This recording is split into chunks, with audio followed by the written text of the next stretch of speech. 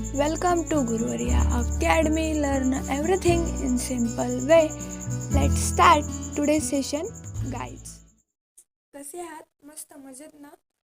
Diversity in living organism and their classification या चॅप्टरमध्ये आपण पाहिले की पृथ्वीवरती वेगवेगळ्या प्रकारची जी काही डायव्हर्सिटी आहे ती डायव्हर्सिटी कशामुळे आहे किंवा प्लांट्सचं आणि ॲनिमल्सचं क्लासिफिकेशन आपण कोणत्या बेसिसवरती केलोय त्याचा अभ्यास आपण चॅप्टरमध्ये केलेला आहे. तर आजच्या सेशनमध्ये आपल्याला या चॅप्टरचा एक्सरसाइज पाहायचा आहे. चला तर मग एक्सरसाइजला सुरुवात करूया. Question number first, match the pairs, जोड्या लावा. इथे आपल्याला काही जोड्या लावायचे ते आता आपण लावूया. Answer, group A and group B, amphibian, frog, vertebrae, monkey, with scales, a snake. Here we completed our first question. Now move towards the second question. Who is the odd one out? याच्यापैकी वेगळा जो कोणता आहे तो आपल्याला ओळखायचा आहे. A, fungus, mushroom, chrysanthemum, spirogyra. Answer, chrysanthemum, because chrysanthemum is a flowering plant where the rest of them are non-flowering plant. हे जे काही बाकीचे फंगस, मशरूम आणि स्पायरोगायरा आहेत ते नॉन फ्लावरिंग प्लांट आहेत आणि क्रिसॅन्थेमम हा एकटा मात्र फ्लावरिंग प्लांट आहे, म्हणून तो ऑड वन आउट आहे. बी, मँगो, बनियान, palm, chickpea. Answer, chickpea, because it is a type of herb whereas rest of them are types of trees. हा जो काही चिकपी आहे तो तेवढा हर्बचा टाईप आहे आणि बाकीचे जे आपल्याला एक्झाम्पल्स दिलेले आहेत ते मात्र ट्रीज आहेत, म्हणून chickpea is odd one. C, grape, orange, lemon, hibiscus. Answer, grape, because rest of them are shrubs and only grape is a climber. इथे जे काही आपल्याला एक्झाम्पल दिले गेलेले आहेत त्याच्यापैकी ग्रेप हा फक्त एकटाच क्लाइंबर आहे आणि बाकीचे जे काही एक्झाम्पल्स आहेत ते श्रब्स आहेत. डी, सनफ्लावर, बनियान, जोवार, बाजरा. आन्सर, बनियान, because it is a perennial plant whereas rest of them are annual plant. हा जो काही बनियान ट्री आहे तो पेरिनियल आहे. पेरिनियल म्हणजे बहुवार्षिक. जास्तीत carrot, beetroot. Answer, guava, because it is a perennial plant whereas rest of them are biennial plants. हा जो काही गुआवा हा प्लांट आहे तो पेरिनियल आहे म्हणजे तो बहुवार्षिक आहे आणि बाकीचे जे काही प्लांट्स आहेत ते बायनियल आहेत म्हणजे ते फक्त 2 वर्षासाठी त्यांचा जीवन कालावधी असतो. F, deer, fish, man, worms.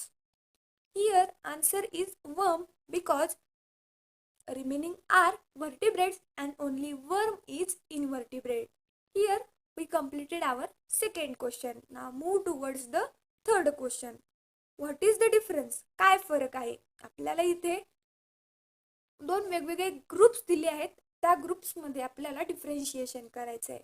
First is that flowering plants and non flowering plants. आपल्याला आता फ्लावरिंग प्लांट्स आणि नॉन फ्लावरिंग प्लांट्स यांच्यामध्ये काय डिफरन्स आहे तो पाहायचा आहे. Firstly make 2 columns. In first column write flowering plants and in second column write non-flowering plants.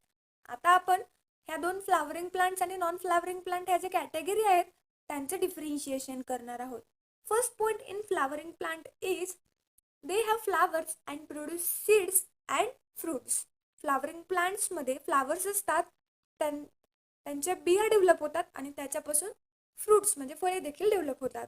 Non flowering plants, they do not produce flowers, seeds and fruits.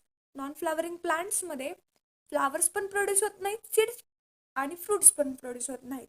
Second point in flowering plant, they have structure like root, stems and lives.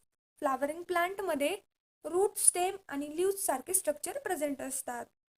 Non flowering प्लांट्समध्ये हे जे काही structure आहेत ते absent असतात म्हणजे ते त्यांच्यामध्ये मे बी प्रेझेंट असतात और मे नॉट बी प्रेझेंट असतात.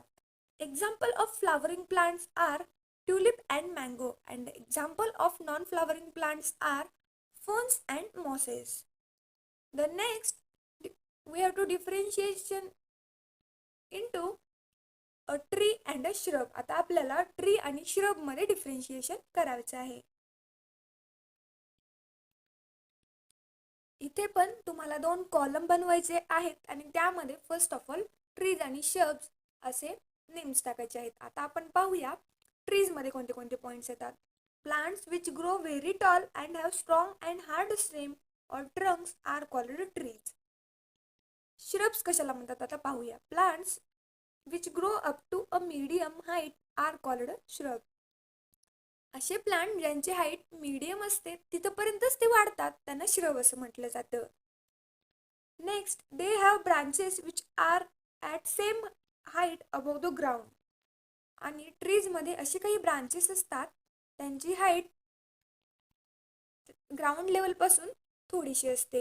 Second point in shrubs they have branches which are very close to the ground. श्रब्सचे जे काही ब्रांचेस असतात ते ग्राउंडच्या खूप क्लोज असतात. Second point in trees they have branches. Trees are mango tree, neem tree and examples of shrub are oleander, hibiscus, etc. Now next is we have to differentiate in between vertebrates and invertebrates. आपल्याला आता vertebrates आणि invertebrates मध्ये differentiation करायचं आहे. Here also you have to make 2 columns. इथे देखील तुम्हाला 2 column बनवायचे आहेत. त्यामध्ये फर्स्ट आहे vertebrates and second is invertebrates. They have a backbone made up of vertebrae. वर्टिब्रेट्सचा जो काही बॅकबोन असतो तो वर्टिब्रीने बनलेला असतो आणि इनवर्टिब्रेट्समध्ये त्याच्या अपोजिट म्हणजे त्यांच्यामध्ये बॅकबोन अब्सेंट असतो. They can be cold blooded और वॉर्म ब्लडेड. हे जे काही वर्टिब्रेट्स असतात ते कोल्ड ब्लडेड असतात किंवा वॉर्म ब्लडेड असतात. Invertebrates always cold blooded. Invertebrates हे ऑलवेज कोल्ड ब्लडेड असतात. They have a well-developed brain. Vertebrates have the well-developed brain. And invertebrates does not have well-developed brain. Example of vertebrates are frog and lizard. Example of invertebrates are earthworm and snail. Here we completed our third question. Now move towards the fourth question, that is true or false. आपल्याला सत्य आहे का असत्य आहे हे लिहायचं आहे. चला तर मग आता आपण चौथा क्वेश्चन पाहूया. First, the snail is an aquatic animal. Answer false because snail is an terrestrial animal. B, amphibians can live in air and in water. Answer false because amphibians can live on land and in water. C, the function of brain is well developed in vertebrate animals. True. ब्रेनचे जे काही function आहे ते vertebrate ॲनिमल्समध्ये हे वेल developed आहे, कारण vertebrate ॲनिमल्समध्ये त्यांचा जो काही ब्रेन आहे तो हायली मॉडिफाईड आणि हायली ॲक्टिव्ह असतो. D, the amoeba is a multicellular organism. Answer false because amoeba is a unicellular organism or animal because it consists of only one single cell. Here we completed our fourth question. Now move towards the fifth question. Write 2 names of each. खालील दिलेले जे काही आपल्याला नावे आहेत त्याची आपल्याला 2-2 नावे किंवा 2-2 एक्झाम्पल लिहायची आहेत. चला तर मग आता आपण 5वा क्वेश्चन पाहूया. हे फ्लावरिंग प्लांट्स. आपल्याला फ्लावरिंग प्लांट्सचे 2 एक्झाम्पल्स इथे लिहायचे आहेत. Answer rose and lotus. B, a non flowering plant. Non flowering प्लांट्सचे एक्झाम्पल आहेत ferns and mosses. C, a tree. Examples आहेत mango and neem. D, a shrub. Examples are lemon and henna. E, a creeper. Examples are money plant and cucumber. F, an annual plant. Examples are marigold and corn. G, biennial plant. Example carrots and parsley. H, a perennial plant. Examples asparagus and आर्टिओक.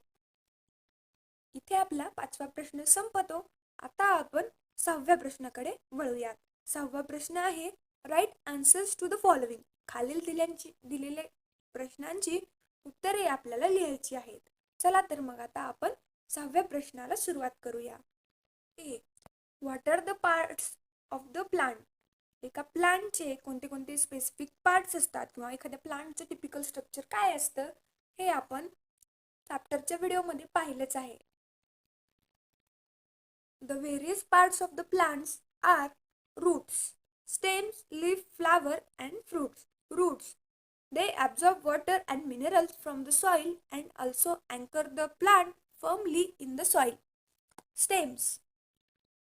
Spread out branches to bear leaves, flowers and fruits, conducts water and minerals to different plants, parts and performs functions of storage, support, protection and vegetative propagation. Leaf. They are called food factories of plant. They carry out photosynthesis, a process by which they synthesize their food. Flowers. In plant, flower is a functional unit concerned with the sexual reproduction in plants. Fruits. They have different shapes and contain one or more seeds. B. What are the function of the root. रूटचं काय function आहे हे आपल्याला इथे लिहायचं आहे. Answer. The function of the root are as follow. रूटचं काय फंक्शन आहे ते खाली दिल्याप्रमाणे आहे. They help in anchoring the plant to the soil. Roots काय करतात, प्लांटला सॉइलशी गच्चपणे पकडून ठेवण्यासाठी मदत करत असतात. They also help in the absorption of water and nutrients from the soil. ते काय करतात, जमिनीतून वॉटर आणि न्यूट्रिएंट्सचं ॲब्झॉर्प्शन करण्यासाठी मदत करतात किंवा हेल्प करतात. C. Why it is necessary to classify living things. Living थिंग्सचं क्लासिफिकेशन करणं का बरं महत्त्वाचं असतं किंवा का गरजेचं आहे. Answer. Importance of classification. Classification ensure uniformity. All life forms can be studied on a common platform. Classification ensure the study of interrelationship between various groups. Third, it helps us to study many organisms at same time. D. What are the criteria used to classify living things? Answer. Organisms can be classified on the basis of similarities and differences in their structure, their organs and their characteristics. E. Tell some characteristics of creepers. आपल्याला इथे क्रीपरचे काही characteristics सांगायचे आहेत. कोणते कोणते characters आहेत क्रीपरचे आता आपण पाहूया. Plants which can not stand upright and spread on the ground are called creepers. They show characters like their stems is very flexible, soft and green. It grows rapidly with the help of support. F. Explain the characteristics of herbs with 2 examples. आपल्याला herbsचे 2 example लिहून त्यांचे characters explain करायचे आहेत. Answers. herbs have the following characters. herbs मध्ये खालील गुणधर्म असतात. They grow up to the size 1 to 1.5 meters. They have green and flexible stem. They can live up to few months or up to 2 years. Examples of herbs include tulsi, parsley, mint, etc. The basis of which criteria will you classify plants and animals? Plants आणि animals classification कोणत्या बेसिसवरती किंवा कोणत्या क्रायटेरियावरती करण्यात आले हे इथे आपल्याला लिहायचे. Plants and animals are classified on the basis of different characteristics. Plants are classified on the basis of height, shape of stem, period of life cycle, habitat. Animals are classified on the basis of cell structure, vertebral column, method of reproduction and habitat. H. What protects the bodies of animal? Animals जे काही bodies आहेत त्यांचं protection कोण करत असतं? Answer. There are different mechanisms by which animals protect themselves from danger such as their predators. Some organisms are covered by hard shells to protect themselves. For example, garden snail, tortoise, etc. have a hard shell which they use to hide themselves under danger conditions. Starfish and porcupines have spines on their surface which they can use against their enemies. Organisms like Charmeleon and frogs can change their colors according to the surrounding environment. It is known as camouflaging. Animals which are found in very cold regions have a thick layer of fat under the skin and thick fur to protect them from extreme cold conditions. इथे आपला 6वा प्रश्न संपतो. आता ह्या exercise मधला शेवटचा प्रश्न पाहणार आहोत. 7वा प्रश्न. Draw the figure of plant and show the parts namely the root, stem and leaves in it. आपल्याला प्लांटची एक डायग्राम काढायची आहे आणि त्या डायग्राम मध्ये प्लांटचे जे काही पार्ट्स आहेत, रूट, स्टेम आणि लीव्स दाखवायचं आहे. इथे तुम्ही पाहू शकता ही जी काही फिगर आहे त्याच्यामध्ये आपण सर्व लेबलिंग केलेले पार्ट्स तुम्हाला पाहायला भेटतील. This is flower, this is fruit, this is leaf, this is root and this is stem. तर विद्यार्थी मित्रांनो, इथे हा एक्सरसाइजचा व्हिडिओ संपतो. जर तुम्ही या चॅप्टरचा व्हिडिओ पाहिला नसेल तर तुम्ही आमच्या चॅनलच्या प्लेलिस्टमध्ये जा. तिथे तुम्हाला